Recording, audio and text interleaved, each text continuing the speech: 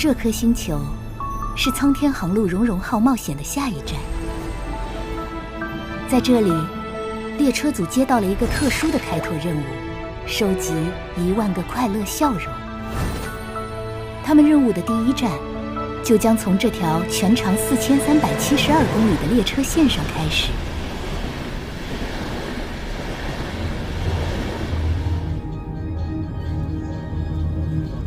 在这趟从拉萨开往上海的高原列车上，有几位特别的乘客，他们的人生将迎来转变。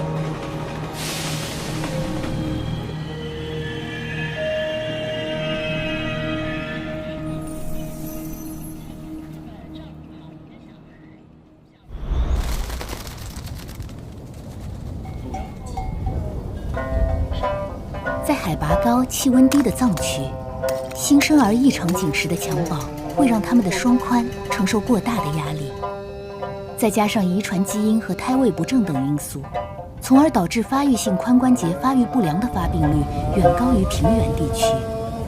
这一状况是上海援藏医生杨晓东12年前偶然发现的。最开始呢，我是作为援党干部去筛查先心病的。那么，但是呢，在巡诊的时候呢，我就发现有很多老人和孩子呢走路是瘸的。那么，问了当地的医务人员之后呢，才知道这些都是先髋造成的。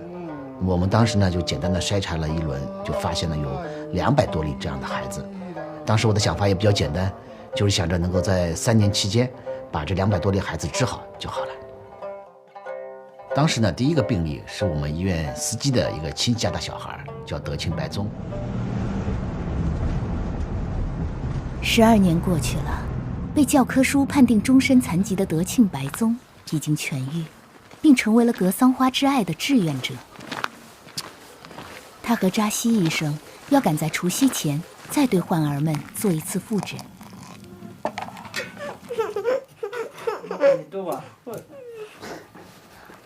上小学的时候，我就发现我跟别人不太一样，因为做跑操时候我就跟不上别人的节奏。有时候同学会对我起外号，然后叫企鹅什么的。在家里的话，爸爸妈妈也对我特别关照，然后家里面的脏活累活也不会让我干，都是弟弟妹妹们去干的。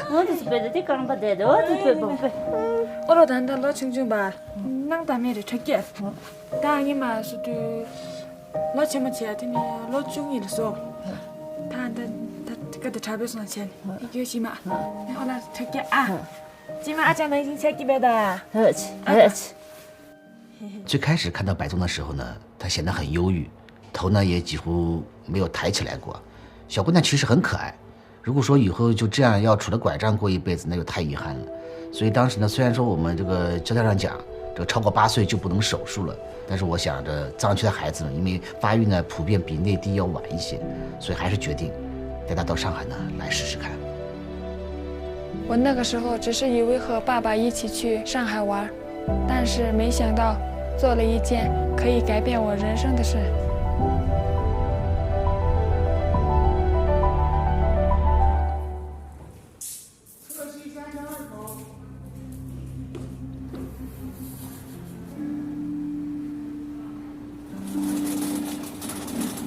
DDH 大多可以通过早期干预、早期治疗获得良好的效果，但是如果超过2岁，就只能通过手术进行治疗了。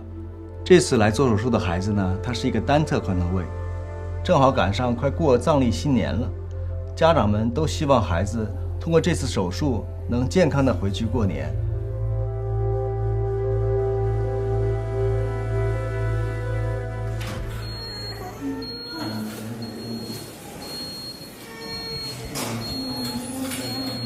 我们那个时候呢，在拉孜县巡诊的时候呢，就看到过这么一个成年男性，28岁，也是因为先髋导致了这样的一个残疾，这一辈子估计也就在轮椅上度过了。当时我们就想，绝不能让这样的个悲剧再发生，所以呢，就想着建立这样的一个关于先髋的一个公益项目，让这样的一个防治工作能够持续下去。从看见一个救治一个，到格桑花之爱的含苞待放。除了德庆白宗的幸运让他们看到了希望，更重要的还有社会各界力量坚持10余年的接力。藏历新年即将到来，2025年的最后一批患儿即将踏上回家的行程，而这趟跨越5000公里的格桑花之爱，也需要他们的守护。顺风，拜拜拜拜拜拜。哎呦，真好！我大概是从2019年12月参与这个项目，每一次帮助这些患儿往返西藏和上海，不仅仅是我工作的任务，我感觉它也成为我生活的一部分。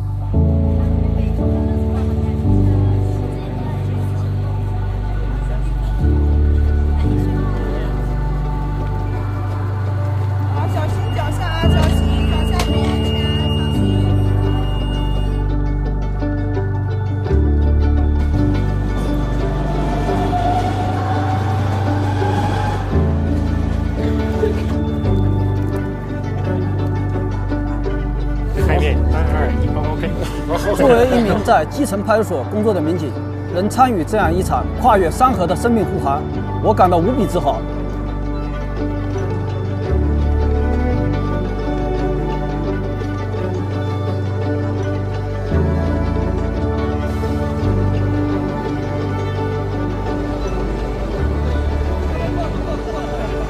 这次参与格桑花之爱活动，让我真正明白了，为人民绝不只是一句口号，而是服务于每一个具体的人，每一件具体的事，是高原上那一双双渴望被救治的眼神，是救治好安全踏上回家列车时那一张张纯真的笑脸。